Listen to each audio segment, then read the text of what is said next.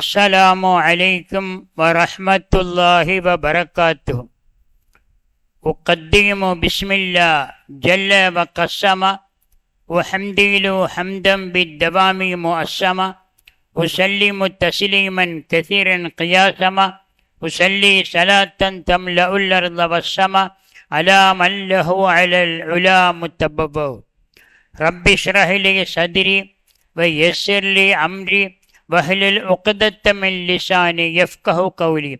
ربي تمم بالخير والسعادة وما توفيقي إلا بالله عليه توكلت وإليه أنيب. பெருகி வரும் கருணையினால் பேருலகை காத்து வரும் அருளாளன் அன்புடையவன் அல்லாஹுவின் திருப்பெயரால் தொடக்கம்.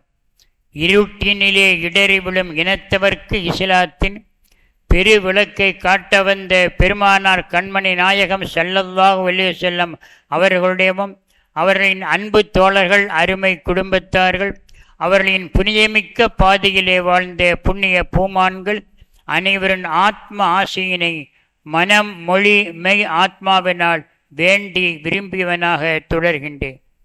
பேரன்பிற்கும் பெருமதிப்பிற்கும் உரிய இஸ்லாமிய சமுதாய நேயர்களே, சன்மார்க்க சீலர்களே, அல்லாஹுவின் அருள் நாடும் நல்லடியார்களே, எல்லாம் வல்ல அல்லாஹுடைய பேரருளால் புனிதமிக்க ரமதானின் ஒரு மாதம் நாம் அதோடு ஒட்டி இருந்தோம், உறவாடி இருந்தோம். அந்த ரமதான் நம்முடைய உள்ளத்தை புடம் போட்டு எடுத்து விட்டது. அல்ஹம்துலில்லாஹ். கரை நீக்கும் ரமதான் நம்முடைய உள்ளத்தை கழுவி தூய்மைப்படுத்தி கொண்டது. இனி பெருநாளை எதிர்பார்க்க காத்திருக்கிறோம். மகரிபானால் பெருநாளின் தொடக்கம். எனவே இந்த ரமதான் நமக்கு தருகிற பாடம் என்ன? ஆன்மாவை ஆறத் தழுவிக் கொண்டது ரமதான். ஆறத் தழுவிக் கொண்டதினால் ஆனந்தம் பெற்றது ஆன்மா. உடலின் ஆனந்தம் ஒரு ஆனந்தம் அல்ல, ஆன்மாவுக்கு கிடைக்கிற ஆனந்தமே ஆனந்தம். உடலின் பசி ஒரு பசி அல்ல, உடலின் தாகம் ஒரு தாகம் அல்ல, உடலின் ஆசை ஒரு ஆசை அல்ல. ஆன்மா எனப்படும் ரூஹுக்கு இவையெல்லாம் இருக்கின்றன. அவற்றை பெற்றுத்தந்தது புனித ரமதான். எனவே ரமதானில் நாம் கடந்த நாட்களில் செய்த அமல்களை எண்ணி பார்க்கின்றோம். நம்மில் அமல்கள் பலரும் பலவிதமாக செய்திருப்பார்கள். ரமதானின் சிறப்பு தொழுகை, வழக்கமான தொழுகை நீங்களாக ரமதானுடைய சிறப்பு தொழுகை, அதை 20 ரக்கத்து தொழுதவர்களும் இருக்கிறார்கள், 8 ரக்கத்து தொழுதவர்களும் இருக்கிறார்கள். இந்த ரமதானுடைய தராவீக நீங்களாக தஹஜ்ஜுத் நேரத்திலே 11 ரக்கத்து தொழுதவர்கள் இருக்கிறார்கள். எனவே நாம் எண்ணி கணக்கிட்டு பார்த்தால் எண்ணிக்கையில் வித்தியாசம். அந்த எந்த அளவுக்கு நாம் அமல் செய்தோமோ அதற்குரிய கூலி அல்லாஹ் கொடுக்கிறான். சிலர் கியாமுல்லைல் தொழுவதில்லை என்று வைத்துக் கொள்வோம். அந்த நள்ளிரவு நேரத்தில் உலகமெல்லாம் ஆழ்ந்துறங்கும் நேரத்தில் கண் விழித்து படைத்த அல்லாவுக்காக வேண்டி நள்ளிரவு 2:30 மணிக்கு பள்ளிக்கு வந்து சுமார் 1 மணி நேரம் தொழுதவர்கள் 11 ரக்காத்து. அந்த 11 ரக்காத்தை 2 வகையாக எடுத்துக்கொள்ளலாம். 8 + 3 11. 8 + 3 என்றால் 8 ரக்காத்து தஹஜ்ஜுடைய நிய்யத்து, 11 ரக்காத்து 11இல் 8 தஹஜ்ஜுத், 3 வித்ரு. இது 2 வகை என்பதற்கு காரணம் 11 ரக்காத்தையும் வித்திராகவும் எடுத்துக்கொள்ளலாம். ஏனென்றால் ஷாஃபி மதுஹபிலே நமக்கு சொல்லித்தரப்பட்ட சட்டம் என்னவென்றால் வித்திரு தொழுகையில் மேக்சிமம் 11, மினிமம் 1. மேக்சிமம் அதிகபட்ச எண்ணிக்கை வித்திரு தொழுகை 11 ரக்காத்து. அந்த 11ஐயும் வித்திரென்று நியத்து வைக்கலாம். குறைந்தபட்சம் ஒரே ஒரு ரக்காத்து வித்திரு. வித்திருனாலே ஒற்றை என்று பொருள். எனவே 11 வித்திரு தொழுதவர்கள் 1 வித்திரு தொழுதவர்கள், அல்லது இந்த 11 ரக்காத்தில் முதல் 8 ரக்காத்தை தஹஜ்ஜுத் என்று நியத்து செய்து தொழுதவர்கள் மீது 3ஐ வித்திராக தொழுதல். எல்லோருக்கும் நன்மை கிடைக்கும். எல்லாம் கொடுக்கிறவன் அல்லாஹ், நன்மையை கொடுக்கிறவன் அல்லாஹ். எனவே நாம் நியத்து செய்தாலும் தஹஜ்ஜுத் என்று நியத்து செய்தாலும் நன்மை கிடைக்கும், வித்திர் என்று நியத்து செய்தாலும் நன்மை கிடைக்கும். ஆக மொத்தம் 11 ரக்காத். இந்த 11 ரக்காத்தை தராவியோடு சேர்த்தால் 31 ரக்காத். 31 ரக்காத்து சுன்னத்து. ஆனால் இந்த சுன்னத்தான 31 ரக்காத்தும் ஃபர்துடைய ஸ்தானத்தை பெறுகிறது. எம்பெருமான் ஸல்லல்லாஹு அலைஹி வஸல்லம் எப்படி தொழுதார்கள் என்ற விவாதம், தேவையற்ற விவாதங்கள் சில இடங்களில் நடக்கிறது. நாம் ஒன்றை மட்டும் அழுத்தமாக சொல்லலாம், எம்பெருமான் ஸல்லல்லாஹு அலைஹி வஸல்லமுடைய தொழுகையோடு நம்முடைய தொழுகை நிகராகாது. அவர்கள் ஒரு ரக்கஅத்து தொழுதால் 1000 ரக்கஅத்து நாம் தொழுதால்தான் அதுக்கு நிகராகும். அந்த அளவுக்கு அவருடைய தனிச்சிறப்பு. எனவே நாம் அவர்கள் 8 என்றார்களா 20 என்றார்களா என்ற விவாதமும் நமக்கு தேவையில்லை. 8ஆக இருந்தால் 8க்கு நன்மை, 20ஆக இருந்தால் 20க்கு நன்மை. யார் எப்படி தொழுதாலும் தொழுத தொழுகைக்கு ரப்புல் ஆலமீன் கூலி கொடுக்கிறான்.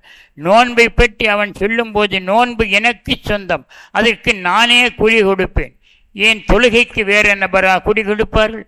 தொழுகைக்கும் அவன்தான் கொடுப்பான், ஹஜ்ஜி ஜகாத்துக்கும் அவன்தான் கூலி கொடுப்பான், எல்லாமே கூலி கொடுப்பவன் அல்லாஹ். ஆனால் அவன் சொல்லி காட்டும்போது அஸ்ஸௌமுலி வன அஜிஸி பிஹி, நோன்பு எனக்கு சொந்தம், அதற்கு நானே கூலி கொடுக்கேன். அந்த வார்த்தையின் ஆழம் என்ன, அதில் அடங்கிய தத்துவம் என்னவென்றால், நோன்புக்கும் எனக்கும் ஒரு தொடர்பு என்று அல்லாஹ் அறிவிக்கிறான். அல்லாஹ்வுடைய உண்ணாத பருகாத எந்த ஆசைக்கும் ஆள்படாத அந்த தனித்தன்மை இருக்குது. அதில் மலக்குகளுக்கு கொஞ்சம் அந்த தன்மையை கொடுத்தான்.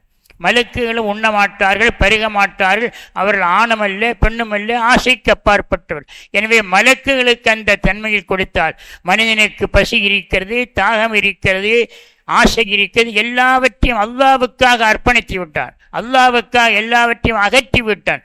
எனவேதான் அல்லாஹ் கூறுகிறான், எனக்கு மட்டும் தெரிந்த அமல்தான் நோன்பு. ஒரு அடியான் தொழுகிறான், ஹஜ்ஜி செய்கிறான், ஜக்காத் செய்கிறான், அடுத்தவர்கள் பார்த்தால் அவருடைய கண்ணுக்கு அது புலப்படுகிறது. ஆனால் நோன்பு என்பது யாருக்கும் தெரியாத ஒரு இரகசிய அமல். நோன்பிலே முகஸ்துதிக்கு இடமில்லை. முகஸ்துதினா பிறர் பாராட்ட வேண்டும், போற்ற வேண்டும் என்று செய்யக்கூடிய நிலைப்பாடு நோன்பில் வராது. மீதினா ஒருத்தர் தொழுதுகிட்டே இருக்கிறார், இன்னைக்கு இவ்வளவு பெரிய தொழுகை, இவ்வளவு நேரம் ஒரு பெரிய தொழுகையாளி, ஒரு பாராட்டு, அல்லது அள்ளி அள்ளி கொடுக்கிறார் கொடை உள்ளது. ஹஜ்ஜி எத்தனை ஹஜ்ஜி செய்தார் என்று மற்றவர்களால் பாராட்டப்படலாம். முகஸ்துதி அதிலே ஏற்படும். 50 கடமைகள், முகஸ்துதி ஏற்படாத ஒரே கடமை நோன்பு. எனவேதான் யாருக்கும் தெரியாத இரகசிய வணக்க வழிபாடு நோன்பு, முகஸ்துதிக்கு இடம் தராத வழிபாடு நோன்பு. எனவேதான் அல்லாஹ் நோன்பை பற்றி, நோன்பு எனக்கு சொந்தம், அதற்கு நானே கூலி கொடுக்கிறேன் என்று அந்த நோன்பில் சிறப்பு வழிபாடுகளை அவனுடைய தூதர் எம்பெருமான் ஸல்லல்லாஹு அலைஹி வஸல்லம் மூலமாக அறிவித்தார். அந்த அறிவிப்பில் நம்முடைய அமல்கள் தொடர்கின்றன.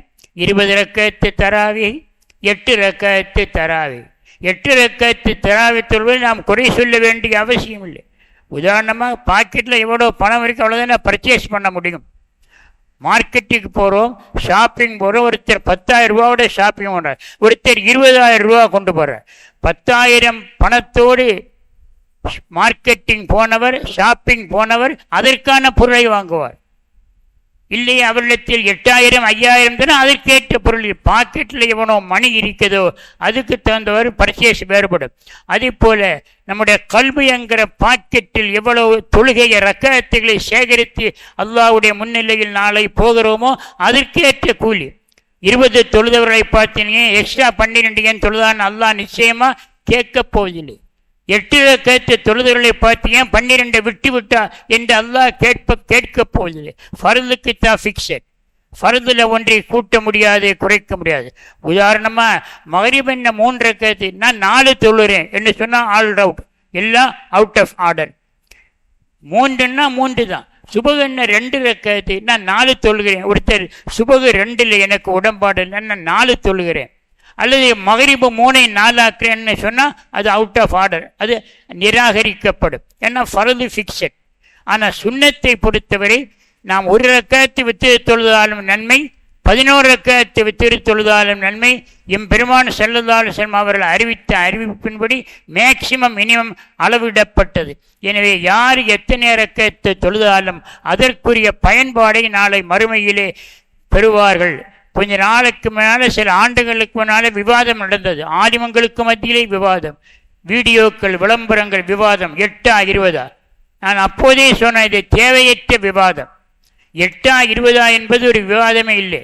யாரிடத்தில் எவ்வளவு பாக்கெட்டு பணம் இருக்குதோ அதுக்கு தகுந்தாரு பர்ச்சேஸ் பண்ணுறார். நீ ஏன் இவ்வளவு பர்ச்சேஸ் பண்ணா, கொஞ்சம் கூட வாங்கன்னு சொல்ல முடியுமா? பாக்கெட்டில் எவ்வளவு பணம் இருக்கிறதோ அதுக்கு தகுந்த பர்ச்சேஸ். அதே போல் எந்த அளவுக்கு தொழுகிறோமோ அதற்கு ஒரு நன்மை நாளை மறுமையிலே கிடைக்கும். எனவே இந்த புனிதமிக்க ரமலான் நன்மைகளை அள்ளி தந்துவிட்டு அது போகிறது. போகிற நேரத்தில் அந்த ரமதானை பார்த்து சலாம் சொல்லி அனுப்புகிற சங்கடமான வார்த்தை குத்பாவில் இடம்பெற்றுள்ளது. சென்ற வருடம் நமது பள்ளியிலே அன்புக்குரிய சகோதரர் ஹாஜா மொயினுddin சிஷ்தி ஆலிம் அவர்கள் குத்பா ஓதினார்கள். அல்லாஹ்வுடைய பேரருளால் சரியாக ஓராண்டாகிவிட்டது.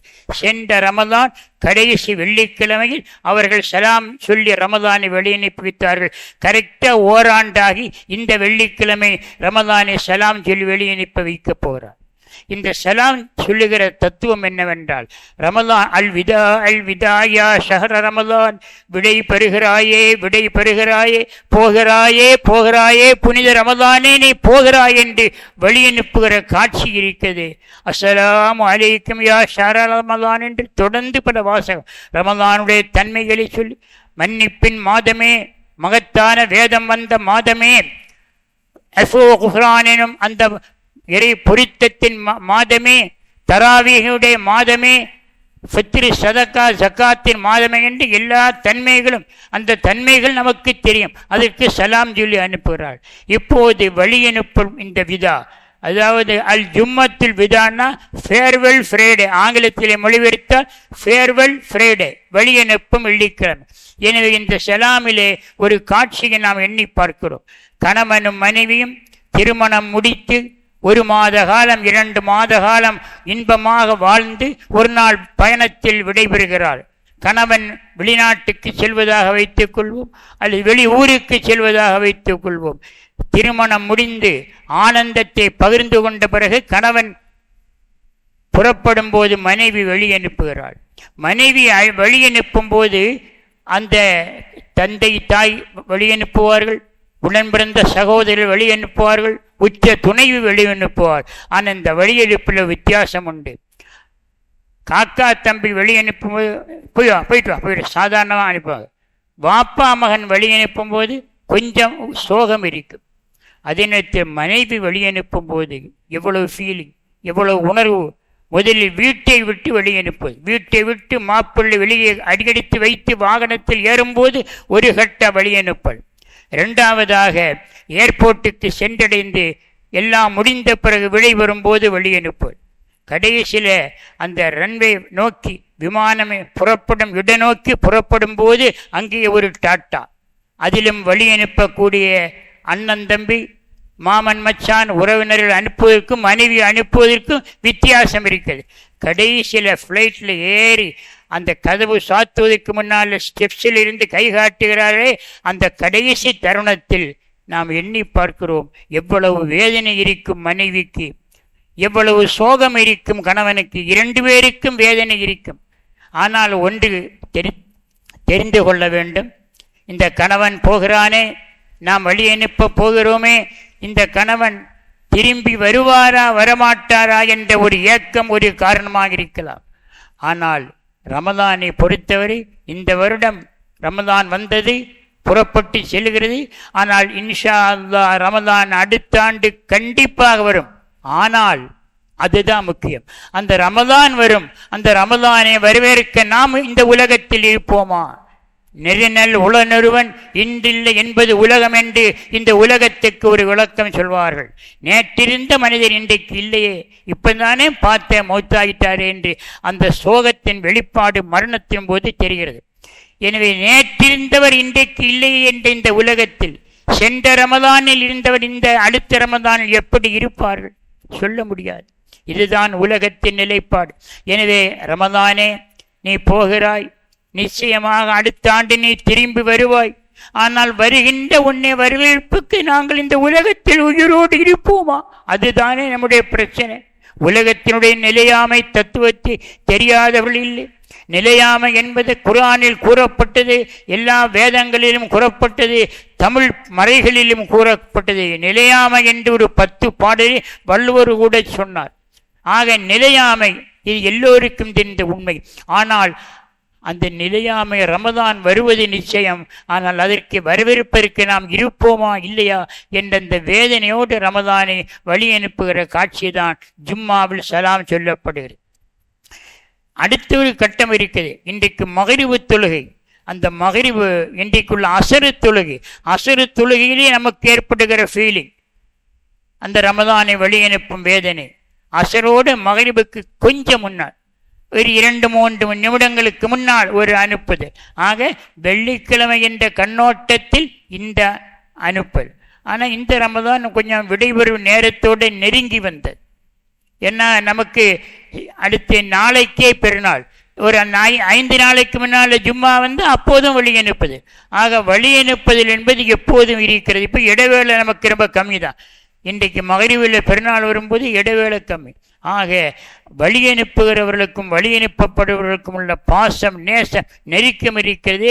அதுக்கு தகுந்தவாறு தான் வேதனையும் கவலையும் இருக்கும். உதாரணமாக நான் சற்று முன் சொன்னதைப் போல மனைவி கணவனை வழி அனுப்பி வைப்பதற்கும் மற்றவர்கள் உறவினர்கள் உற்றார்கள் வழி அனுப்புவதற்கும் வித்தியாசம் இருக்கிறது. அந்த நேசம், அந்த நெருக்கம், உள்ளத்தின் ஒட்டு உறவுதான் வேதனை அதிகப்படுத்தும். எனவே இந்த ரமதானை வழி அனுப்புகிற உருக்கமான தருணத்தில் நாம் இங்கே அமர்ந்திருக்கின்றோம். அல்லாஹு தாலா அவனுடைய மகத்தான பேரருளால் அடுத்த ரமதானை சந்திக்கக்கூடிய நசீபை நமக்கு தர வேண்டும். இந்த ரமதானை நாம் செய்த அமல்கள் ஏதேனும் குறைகின்றால், ஏதேனும் சற்று பின்வாங்கல் இருந்தால் அல்லாஹு தாலா முழுமையாக இந்த வருடத்தை விட அதிகமாக செய்யக்கூடிய நசீபை நமக்கு தர வேண்டும். ஆயுளை நீடிக்க வைக்க வேண்டும். ஆயுள் நீடித்து ரமதானை சந்தித்தால் மட்டும் போதாது, இந்த வருடத்தை விட அதிகம் வணக்கங்களை செய்யக்கூடிய வாய்ப்பை தர வேண்டும். இந்த வருடம் எத்தனை முறை குர்ஆனை ஓதி முடித்தோமோ அதை விட கொஞ்சம் அதிகமாக ஓதி முடிக்க, இந்த வருடம் எத்தனை சுன்னத்துகளை முன்பின் சுன்னத்துகளை தொழுதோமோ அதை விட அதிகமாக சுன்னத்துகளை தொழ அல்லாஹ் அருள் புரிய வேண்டும். ஆக தொழுகை பல வகை. எல்லோரும் தொழுதருடைய தொழுகை அல்லாஹ் ஏற்றுக்கொள்ள வேண்டும். ஒருவர் 8 ரக்காத்தை தொழுதார், ஒருவர் 20 ரக்காத்தை தொழுதார். 20 ரக்காத்து தொழுகையில் அல்லாஹு தாலா இந்த தொழுகை சரியாகாது, நம்பர்லாம் சரி 20 தொழுதா, ஆனால் அவனுடைய உள்ளத்தில் அந்த இரையச்சம் ஏற்படவில்லை, உலகத்தின் எண்ணங்களெல்லாம் உனக்கு வந்தது, எனவே உன்னுடைய தொழுகையின் தரம் குறைந்தது. நீ 8 தொழுதாலும் முழுக்க அச்சத்தோடு தொழுதால் அது தரம் உயர்ந்தது. ஆக எண்ணிக்கை முக்கியமில்லை, எண்ணமே முக்கியம். இதயத்தில் ஏற்படுகிற எண்ணம் இருக்கிறது, எண்ணிக்கை விட மேலானது. எனவே அல்லாஹு தாலா நம்முடைய அமல்களின் எண்ணிக்கை நிச்சயமாக வீணாக்க மாட்டான். ஃபமன் யஅமல் மிஸ்கால தர்ரத்தின் கைரன் யரா வமன் யஅமல் மிஸ்கால தர்ரத்தின் ஷர்ரன் யரா. ஒரு கடுகளவு, கடுகின் முனையளவு ஒரு நன்மை செய்தால் அதன் விளைவை சந்திப்பார், தீமை செய்தால் அதன் விளைவை சந்திப்பார். இது அல்லாஹ்வுடைய வேதவசனம்.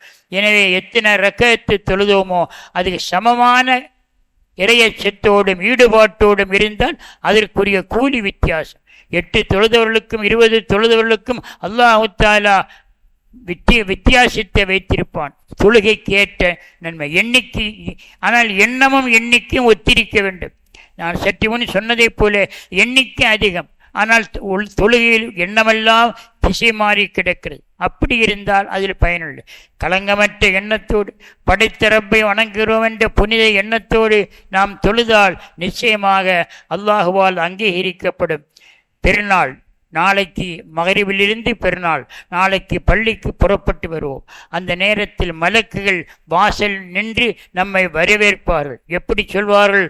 தூபாலி உம்மத்தி முஹம்மதின் மர்ஹபன் மர்ஹபா. இது மலக்குகள் பள்ளிக்கு வருகின்ற பாதையில் நம்மை வரவேற்பது. பெருமானார் ஸல்லல்லாஹு அலைஹி வஸல்லம் சொன்னார்கள், பெருநாள் தொழுகைக்கு பள்ளிக்கு வருபவர்கள் ஒரு வழியாக வாருங்கள், இன்னொரு வழியாக திரும்பி செல்லுங்கள். உதாரணமாக நம்ம வீட்டுக்கும் பள்ளிக்குள்ள டிஸ்டன்ஸ் இருக்குல்லவா, எது அதிகமான தூரமோ அது வழியாக வரணும். பள்ளிக்கு திரும்பி செல்லும் போது சுருக்கப்பாதை, அதாவது 2 பாதை இருக்கலாம், சுருக்கு பாதை, சுற்றுப்பாதை. எனவே சுருக்கு பாதை வழியாக திரும்பி செல்லுங்கள், ஆனால் வரும்போது சுற்றுப்பாதை வழியாக வரும் என்றால் எடுத்து வைக்கக்கூடிய ஒவ்வொரு அடிச்சோடும் அல்லாஹுவால் பதிவு செய்யப்படுங்க. சூரத்து யாசீனில் அல்லாஹ் கூறுகிறானே, வனக்துபுமா கத்தமோவ ஆசாரம். அடுத்து ஆசார் என்றால் என்ன? ஒரு மனிதன் மரணித்த பிறகு இந்த உலகத்தை விட்டு செய்கிற அமல்கள் மட்டுமல்ல ஆசாறு, பள்ளிக்கு நடந்து வருகிற அடிச்சோடும் ஆசாறு தான். எனவே ஒவ்வொரு உதாரணமாக இந்த தெருவிலே இருப்பவர் ஒரு 10-20 ஸ்டெப்பில் இந்த பள்ளிக்கு வரலாம். இந்த தெருவிலே இருப்பவர் நெருக்கமாக தூரத்து பாதை கொஞ்சம் சுற்றி வந்தாலும் அது பரக்கத்து. எடுத்து வைக்கிற ஒவ்வொரு அடிச்சூடுக்கும் நன்மை உண்டு. எம்பெருமானார் ஸல்லல்லாஹு அலைஹி வஸல்லம் அவர்களை பார்த்து சில சஹாபாக்கள் கேட்டார், யா ரசூலுல்லாஹ், எங்கள் வீடு கொஞ்சம் தூரமாக இருக்குது, எனவே பள்ளிக்கு பக்கத்தில் நாங்கள் வீடை ஷிஃப்ட் பண்ண போகிறோம்னு சொன்னோம். ஹுது தியாரக்கும், வேண்டாம், யாரும் அப்படி செய்ய வேண்டாம். நீங்கள் பள்ளிக்கு வருகிற ஒவ்வொரு அடிச்சுவடும் அல்லாஹ்விடத்தில் ஆசார் நன்மையாக எழுதப்படுகிறது என்றார்கள். எனவே பள்ளிக்கு பக்கத்தில் இப்போ தூரத்தில் ஷிஃப்ட் பண்ண வேண்டிய அவசியமில்லை. நாம் பெருநாள் தொழுகைக்கு வரும்போது சுற்றி நடந்து வந்தால் அது நன்மையாக பதிவு செய்யப்படும். யாருக்கு சொல்வார்கள் மலக்கு, தூபாலி உம்மத்தி முஹம்மது, முகமது ஸல்லல்லாஹு அலைஹி வஸல்லம் உம்மத்துக்கு மங்களம் வாழ்த்துக்கள் என்று சொல்வது யாருக்கு? புனித ரமதானை புறக்கணித்தவர்களுக்கு அல்ல. மற்ற மாதத்துக்கும் ரமதானுக்கும் வித்தியாசம் இல்லாமல் ஆடு மாடுகளைப் போல் வழக்கமாக உண்டு வாழ்ந்தவர்கள் அல்ல. யாருக்கு அந்த வாழ்த்துக்கள் கிடைக்கும்?